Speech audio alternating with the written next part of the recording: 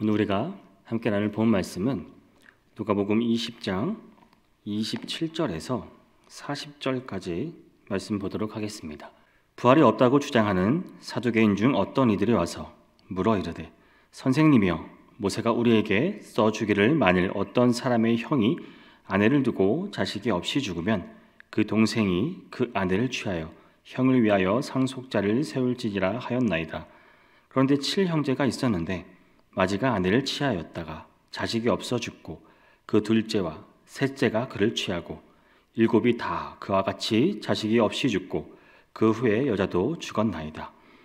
7이 다 그를 아내로 취하였으니 부활 때에 그 중에 누구의 아내가 되리이까? 예수께서 이르시되 이 세상의 자녀들은 장가도 가고 시집도 가되 저 세상과 및 죽은 자 가운데서 부활함을 얻기에 합당히 여김을 받은 자들은 장가가고 시집가는 일이 없으며 그들은 다시 죽을 수도 없나니 이는 천사와 동등이요 부활의 자녀로서 하나님의 자녀임이라.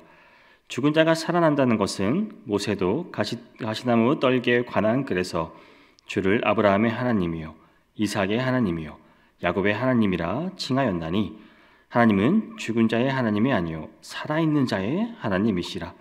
하나님에게는 모든 사람이 살았느니라 하시니 서기관 중 어떤 이들이 말하되 선생님 잘 말씀하셨나이다 하니 그들은 아무것도 감히 더 물을 수 없음이더라. 아멘. 성전을 배경으로 이제 종교 지도자들과의 권위 논쟁이 계속 이어집니다. 예수님은 어떻게든 의무에 빠뜨리려고 모든 종교 권력이 동원되고 있습니다.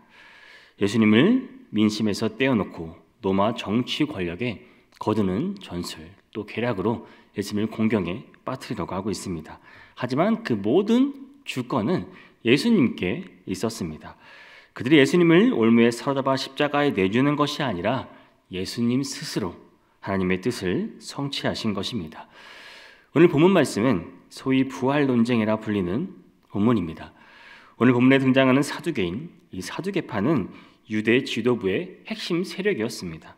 그들의 행정, 정치, 종교 영역뿐 아니라 경제적 부분까지 장악하고 있었습니다. 그들은 신앙, 종교의 영역보다는 사실상 정치적 사회에서의 기득권을 행사하는 층에 속했습니다. 그들의 영적 존재도 부활도 믿지 않았고 모세 오경만을 인정했습니다. 이러한 사두개인들의 문제를 제기하면서 오늘 본문은 시작됩니다.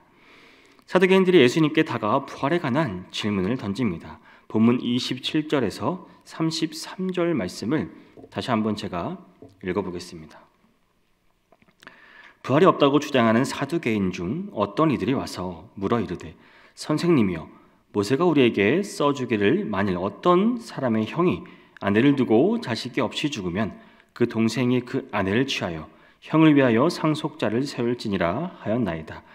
그런데 7형제가 있었는데 마지가 아내를 취하였다가 자식이 없이 죽고 그 둘째와 셋째가 그를 취하고 7이 다 그와 같이 자식이 없이 죽고 그 후에 여자도 죽었나이다. 7이 다 그를 아내로 취하였으니 부활 때에 그 중에 누구의 아내가 되리이까? 그들의 질문은 얼핏 보면 진지한 신학적 질문처럼 보이지만 사실은 예수님을 함정에 빠뜨리기 위한 교묘한 질문이었습니다. 그들은 부활을 믿지 않았기에 부활의 실체를 묻는 것이 아니라 부활 개념 자체의 그 모순을 드러내려 했던 것입니다. 모세가 우리에게 써주기를 어떤 사람이 형이 자식이 없어 아내를 두고 죽으면 그 동생이 그 아내를 취하여 형을 위하여 후사를 세울지니라 하였나이다라고 말한 이 모세의 율법을 인용합니다. 이것은 소위 형사취수법이라고 불리는 율법입니다.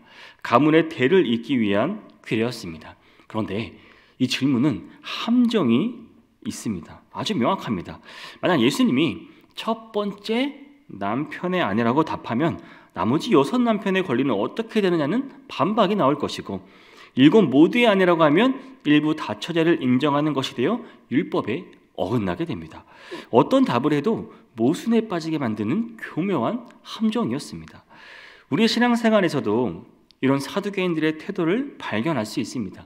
여러분, 하나님의 말씀을 진정으로 이해하고 받아들이려고 하기보다 이런 지적 논쟁과 말장난으로 신앙의 본질을 흐리는 경우가 있습니다. 때로는 우리도 모르게 하나님의 진리를 우리의 제한된 이성과 경험의 틀 안에 가두려고 할 때도 있습니다. 예수님은 이런 함정에 빠지지 않으십니다. 오히려 사두개인들의 질문 속에 숨겨진 더 근본적인 오해, 즉 부활의 본질에 대한 그들의 무지를 드러내십니다. 예수님이 그들이 상상하는 부활이 아닌 하나님의 생명의 능력으로 이루어지는 참된 부활의 의미를 가르쳐 주십니다. 오늘날 우리도 신앙의 본질보다 이런 지엽적인 아주 좁은 논쟁에 빠지기 쉽습니다. 오늘 하루 우리의 신앙생활에서 여러분 불필요한 논쟁이나 지적 교만에 빠지지 않기를 원합니다. 말씀 앞에 겸손히 무릎 꿇고 하나님께서 주시는 그 지혜를 구하는 시간이 되길 원합니다. 특히 우리가 확신하는 것, 우리가 확신하고 있는 그런 신앙의 부분들, 그것이 진정 말씀에 기초한 것인지 아니면 나의 경험과 생각에 기초한 것인지 정확하게 점검하며 나아갈 수 있는 하루가 되기를 원합니다. 사두개인의 질문에 대한 예수님의 답변이 본문 34절부터 38절에 이어집니다. 예수께서 이르시되 이 세상의 자녀들은 장가도 가고 시집도 가되 저 세상과 및 죽은 자 가운데서 부활함을 얻기에 당당히 여김을 받은 자들은 장가 가고 시집 가는 일이 없으며 그들은 다시 죽을 수도 없나니 이는 천사와 동등이요 부활의 자녀로서 하나님의 자녀임이라. 죽은 자가 살아난다는 것은 모세도 가시나무 떨기에 관한 글에서 주를 아브라함의 하나님이요 이삭의 하나님이요 야곱의 하나님이시라 칭하였나니 하나님은 죽은 자의 하나님이 아니요 살아있는 자의 하나님이시라. 하나님에게는 모든 사람이 살았느니라 하시니. 이러한 예수님의 답변 가운데 가장 먼저 눈에 띄는 특징은 무엇입니까? 우선 이 세상과 저 세상의 차이를 강조하고 계시다는 사실입니다. 즉, 이 세상에서는 사람들이 시집가고 장가가고 하지만 저 세상에서는 그러한 일이 전혀 없다는 것입니다. 그 이유는 부활한 자들의 상태는 육신이 있고 세상을 살았을 때의 상태와는 본질에 있어 전혀 다르기 때문이라는 것입니다. 따라서 이러한 차이에 대한 인식이야말로 부활과 천국을 올바로 이해하는 첫걸음이라 할 수 있습니다. 전혀 부활에 대해 무지했던 이 사두개인들은 이것을 알 리가 없었습니다. 많은 사람들이 여러분 착각하는 것이 있습니다. 이 천국을 땅의 것의 연장으로 생각하는 어리석은 말입니다. 그래서 하늘의 신도 시집가고 장가가는 것으로 생각했던 고대 사람들은 말할 것도 없고 유대인들 역시 이와 비슷한 생각에서 한치도 벗어나지 못했습니다. 그런데 문제는 오늘 우리 주변에도 이러한 사고를 지닌 사람들이 적지 않으며 또 이와 비슷한 말들로 성도들을 미혹하는 자들이 끊임없이 일어나고 있다는 사실입니다. 성도 여러분, 천국이 어떤 곳입니까? 고린도후서 12장 4절 말씀입니다. 그가 낙원으로 이끌려가서 말로 표현할 수 없는 말을 들었으니 사람이 가히 이르지 못할 말이로다. 성도 여러분, 오늘 하루 동안 우리가 기대하고 있는 천국의 모습이 무엇인지 묵상해 보시기 바랍니다. 우리는 종종 이 땅에서의 경험하는 즐거움과 행복을 천국에 투영합니다. 그러나 예수님께서 말씀하신 것처럼 천국은 본질적으로 다른 차원의 세계입니다. 오늘 하루 천국에 대한 성경적 묵상을 통해 여러분 우리의 소망을 또 새롭게 할 수 있기를 바랍니다. 여러분, 천국의 실상은 사실 이 땅의 그 어떤 것과도 본질적으로 다른, 그래서 인간의 그 어떤 언어나 상상으로도 표현할 수 없는 세계가 바로 천국입니다. 따라서 천국을 이 땅의 것의 연장으로 상상하는 것은 상상하는 모든 생각을 버려야 할 뿐 아니라 또 그러한 말을 하는 자의 소리를 여러분 그런 소리에 귀를 기울여서도 안 됩니다. 또 어떠하든지 이 땅에서 부귀영화를 누리는 것이 천국에서도 그러하리라는 어리석은 생각도 버려야 합니다. 다만 말씀대로 섬기며 진리를 따라 살아가기를 바랍니다. 왜냐하면 천국에서는 건축자의 그 버린 돌이 모퉁이에 돌이 되듯 땅에서 낮은 자세로 섬기던 자가 가장 높임을 받을 것이기 때문입니다. 여러분 꼭 명심하시기 바랍니다. 이어지는 말씀은 예수님의 말씀에 대한 사람들의 반응입니다. 본문 39절, 40절입니다. 서기관 중 어떤 이들이 말하되 선생님 잘 말씀하셨나이다 하니 그들은 아무것도 감히 더부를 수 없음이러라. 나름대로의 질문으로 예수님을 시험하려 했던 사두개인들은 더 이상 아무것도 물을 수 없었습니다. 그만 펑어리가 되어버렸습니다. 심지어 그 자리에 있던 서기관들조차 감탄하였다고 말하고 있습니다. 즉 유대 사회의 그 최고 지식인이자 엘리트였던 서기관들까지도 선생님 잘 말씀하셨나이다 라고 인정하며 고개를 숙일 수밖에 없었던 것입니다. 그렇다면 그들은 이렇게 만든 것은 과연 무엇입니까? 본문 37절을 다시 보겠습니다. 죽은 자가 살아난다는 것은 모세도 가시나무 떨기에 관한 글에서 주를 아브라함의 하나님이요 이삭의 하나님이요 야곱의 하나님이라 칭하였나니.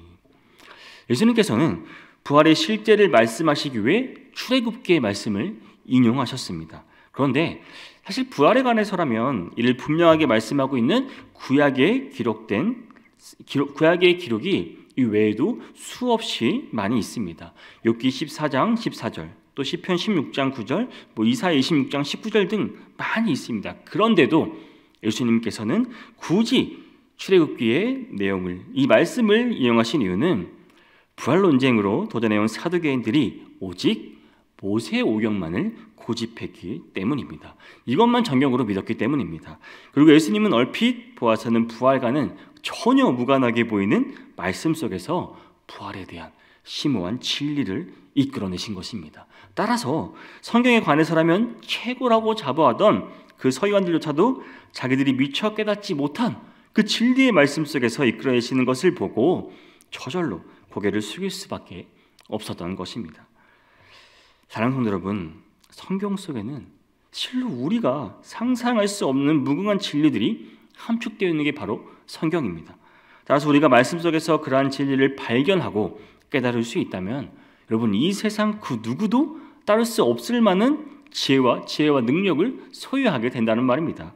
그런데도 많은 사람들은 성경을 단지 과거의 역사에 대한 기록으로만 여기기도 합니다. 심지어 성도들조차도 성경의 표면적 지식만 아는 것으로 성경을 다 알았다고 생각하고 더 이상 공부하려고 하지 않는 경향이 있습니다. 하지만 성경에는 수많은 사람들이 지금까지 연구해도 또 연구해도 그 모든 의미를 밝힐 수 없을 만큼 심오한 진리들이 무수히 숨어 있습니다. 뿐만 아니라 성경은 단지 종교적인 교훈 외에도 법, 역사, 정치, 경제, 문화는 물론 자연계에 관한 사실들까지 우주 전체에 관한 지혜를 함축한 총체적 지혜의 보고이기도 합니다. 왜냐하면 성경의 저자는 누구입니까? 유일한 인간이 아니라 전능하신 창조주 하나님이시기 때문입니다. 우리가 너무 잘 아는 구절입니다. 디모데후서 3장 16절 말씀입니다. 모든 성경은 하나님의 감동으로 된 것으로 교훈과 책망과 바르게 함과 의로 교육하기에 유익하니. 사랑하는 성도 여러분, 말씀 묵상을 단순한 의무가 아닌 생명의 양식을 취하는 시간으로 만드시기 바랍니다. 오늘부터 여러분 한번 구체적으로 성경을 읽는 계획을 세워보시는 건 어떤가요? 아직도 성경 일독을 하지 않으신다면, 이것이 힘들다면 매일 10분이라도 성경을 깊이 묵상하는 시간을 가지시길 바랍니다. 정말 집중해서 읽어보시기를 바랍니다. 이 말씀이 원래 무엇을 의미하는가? 이 말씀을 통해 하나님께서 나에게 무엇을 말씀하시는가? 나는 이 말씀을 어떻게 삶에 적용할 것인가? 이러한 실천을 한다면 여러분, 성경의 풍성한 지혜가 우리의 일상에 반드시 스며들게 될 것입니다. 이러한 경험을 우리 모든 성도님들이 할 수 있기를 바랍니다. 그러면 사랑하는 성도 여러분, 지금까지의 지식으로 만족하지 마시기 바랍니다. 더욱 열심을 내어 성경 말씀을 공부하시기를 바랍니다. 공자는 주역을 공부할 때 그 책을 묶는 가죽끈이 무려 3번이나 끊어질 정도로 공부했다고 합니다.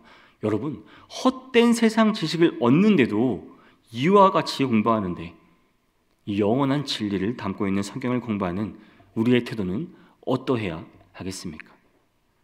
우리는 성경을 손에서 놓지 않고 늘 틈나는 대로 연구하고 공부해야 하는 것입니다. 그래야 말씀을 통해 세상 사람의 그런 허탄한 입을 막고 하나님의 영광을 드러내는 지혜와 능력의 성도님들이 되시기를 바랍니다. 사랑하는 성도 여러분, 오늘 본문을 통해 우리는 예수님께서 말씀 속에 계시된 풍성한 진리로 강교한 사두개인의 도전을 오히려 수치로 만드시고 동시에 부활의 심오한 진리를 드러내신 모습을 보았습니다. 사두개인들은 자신들의 지적 교만으로 예수님을 시험하고자 했지만 오히려 예수님의 지혜 앞에 침묵할 수밖에 없었습니다. 마치 벙어리인 것처럼 아무 말도 하지 못했습니다. 예수님이 그들이 인정하는 모세오경의 말씀으로부터 부활의 진리를 이끌어내심으로써 모든 이들을 놀라게 하셨습니다. 이 시간을 통해 우리는 중요한 교훈을 얻을 수 있습니다. 여러분, 교묘한 논리로 또 진리를 가리려는 시도는 결국 실패한다는 것입니다.